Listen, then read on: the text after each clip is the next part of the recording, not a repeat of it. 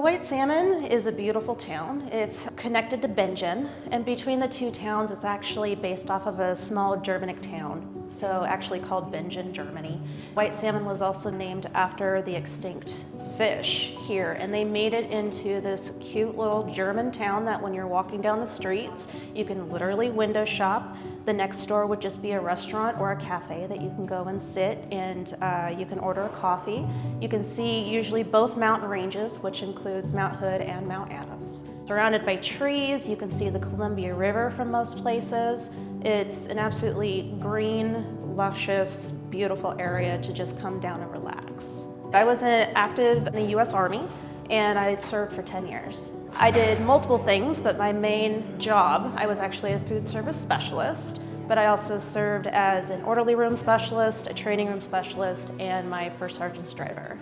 Well, the current connectivity just in the actual city of White Salmon is not where it should be. It definitely glitches a lot. If we have power outages or internet outages, it does happen pretty frequently. Out in my area where I live is actually even worse. You just don't have the speed like you should. This area is a haven for veterans. We've got a disproportionate number of veterans in this area because it's the place they want to live. They want to be away from people. It's a rural environment. There's plenty, like I said, the things that they like to do, hunt, fish, hike. The percentage of, I think the populace is normally about 2% veteran. Out here it's probably about 8 to 10%. If they're in the VA system and they're trying to talk to their doctors, they have some difficulty because the connectivity doesn't allow them, because some of the areas away from here are a little bit more challenging than White Salmon itself. And then the other thing is, if they're just new to the VA system and learning the capabilities, it's difficult for them. You just don't realize how much easier life would be if you did have that capability. I served 7 years. I served from 2007 to 2014 in the United States Marine Corps. Deployed in 2010. I went in originally as an armor, so I was fixing and maintaining weapons. And then became a machine gunner. I had more fun with that, so. I would get 3 megabytes per second, possibly up to 10. And I was like, I can't even watch Netflix with that. Like, no, thank you, but no. And I hung up. I wish it was easier for me to get internet service out this way, because like I said, that was literally the only option I really had. I am a veteran, US Marine Corps.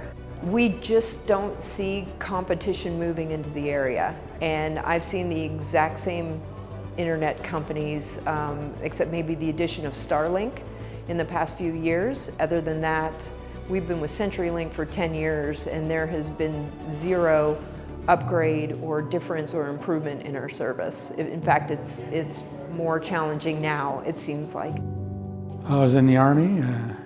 I went in 1967 on the buddy plan. The buddy plan is you stay in basic together, and that's it. I enlisted so that I would not have to be a grunt. I was in finance. Did get to go to Vietnam, but I was in finance, so I was in Pleiku, and was there for a year. And when I got out, I went back to Fort Knox, Kentucky, and then I got an early out to go back to school. Well, we don't have the options to have various companies, so we can get a good price. Most of them are pricey and very small quality. We just don't have it. Like living in a city. Why should we be treated different? Have you ever not been able to do something because you didn't have internet? I understand you want to do college, but we need the internet for you to do that, because if not, you're traveling back hour and a half, 2 hours just to the Yakima Valley to go back to school, and you try to do it online. And now she's kind of throwing up her hands like, I don't know what I'm gonna do quite yet, just take care of the kids for now. So I don't know, that kind of really affected her, because she went from, yeah, I could do it online to, well, we don't got internet access out here, so what do you want? What am I supposed to do, kind of thing. I homeschooled our 3 kids, all of them up through about 6th grade. So yeah, I mean, we faced internet challenges. We tried to homeschool. Business-wise, we have some rentals, and my rental occupancy is impacted by the internet speeds. Because nowadays, people are like, well, I need 50 plus. And I'm like, oh, I hopefully can offer you 8. Just to take a picture and upload it into login ID so that you can be recognized. and then the screens are not conducive to veterans being able to see the entire picture. Right. So even though the apps are helpful, the connectivity is not there to support it being maximized. Working in this building, our internet will glitch out quite a bit, and they're hooked to CenturyLink with our stuff. And we've had our phones go down many times, our computers go down many times, where we just had to stop working. It seems to me like we're getting more infrastructure in place, but the prices go up rather than down. Then down, I right. just don't understand enough of that business model. And there's no competition to keep everybody honest. You can't say, I'm just going to go to another Yeah. Yeah, because supplier you got or one, vendor, because you have and one they're choice, or one that performs, although less than optimally, it's the only choice that's reasonable for your area. It's a commodity. The price should be the same for everyone. Yes, it should be affordable, I agree wholeheartedly, but to Lisa's point, if the infrastructure is already there and you're adding more and more users to handle the need, it should go down. And that's not happening. Somebody might be able to afford their access with their phone, but that makes it to where they can't afford internet access, so they have to choose. Right, they have to choose. It doesn't read QR codes.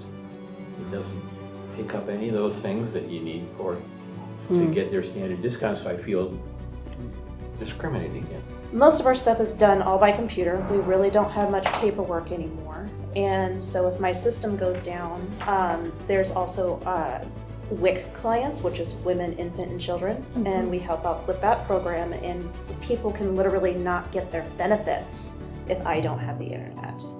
And that also includes even our environmental health program. I do septic system permits, and if my internet goes down, they're not getting their permit to be able to install their septic system. They can't get approval for their wells. And so there's a lot of factors to be taken in if the health department loses their internet, because that also includes even communicable diseases and communicating with our local clinics and be able to log all that information.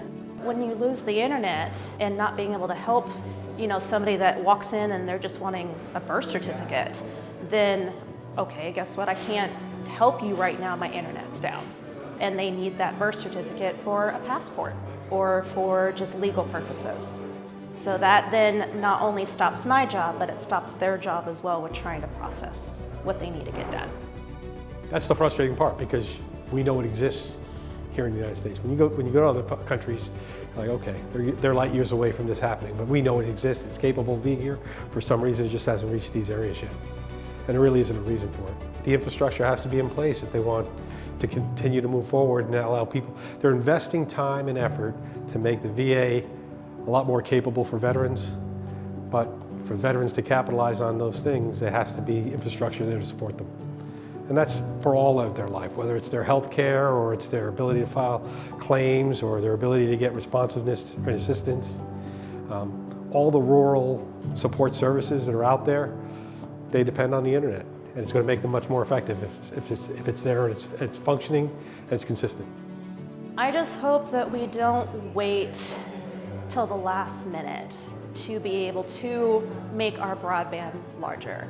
I hope that the videos and all the recordings that we've been doing does put us in the front running and be able to not make us wait 6, 7, 8 years down the road just to be able to use our internet access that we've now had access to for how many years.